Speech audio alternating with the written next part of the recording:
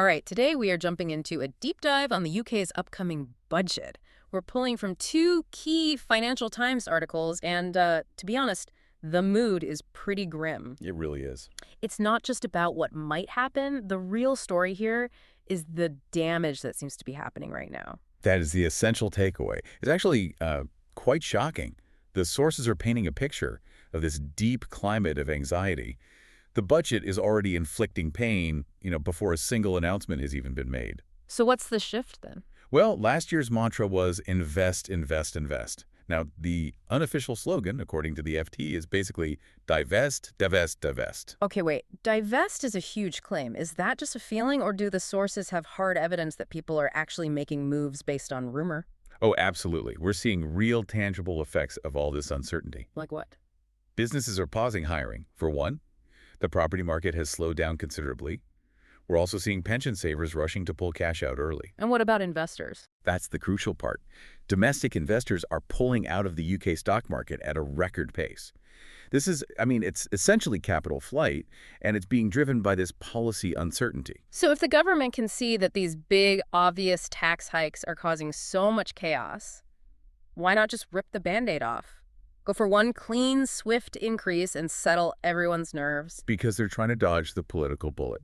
It's that simple. Ah. Instead of a single, politically explosive income tax rise, the expectation now is for a smorgasbord of smaller, much more complex tax increases. Which sounds better politically, I guess. It's easier to sell, for sure, Yeah. but it carries a much greater economic risk. Complex taxes, lead to complex behavior, and that is how a budget's projections can get completely derailed. And nothing screams complexity and political dodging quite like the rumored mansion tax. Exactly. We're talking about an extra levy on expensive homes, and already the political pressure cookers are just firing up, especially with Labour MPs in London. They are terrified of alienating voters in the Southeast.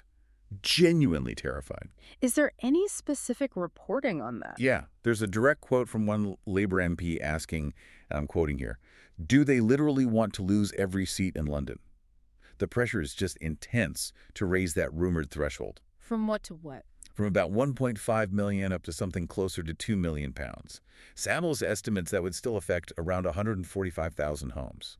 And the payment mechanism itself sounds unbelievably complicated. It's an annual surcharge on top of council tax, right? That's the idea.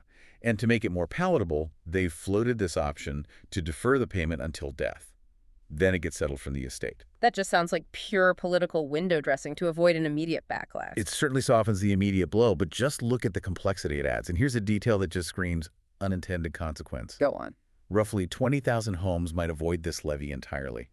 Not because of their current value, but because they're still classified under these incredibly outdated council tax bans from, 1991. Wow. Okay, so that kind of chaos brings us right back to the market fragility you mentioned. The FT's core warning seems to be that if these property taxes feel punitive, sellers will just stop. They'll freeze. They won't transact. Which creates a terrible irony, doesn't it? A frozen market means zero stamp duty revenue. Which just makes the fiscal problem they're trying to fix even worse. And the market's already fragile. The sources point out that 1 in 3 property transactions already collapses. And this isn't just about homes. No, not at all. Take pensions. Limiting something like salary sacrifice, for example. For a 26-year-old on an average salary, that could cost them roughly £32,000 in retirement savings over their lifetime. 32,000. Yep. So you have to ask, right? Is it really worth damaging long-term financial security just to raise a few billion in the short term?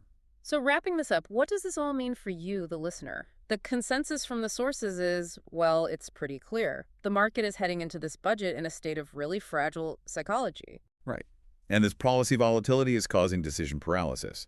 The margin for error here it's just microscopically small. If we connect that to the bigger picture, the FT's view seems to be that confidence, not tax, is the real engine of the UK property market. Exactly. So the central question for you to mull over as you watch all this unfold is this. What actions, if any, could actually be taken in this budget to make sure that engine restarts, rather than just stalls out entirely? That's the true measure of success.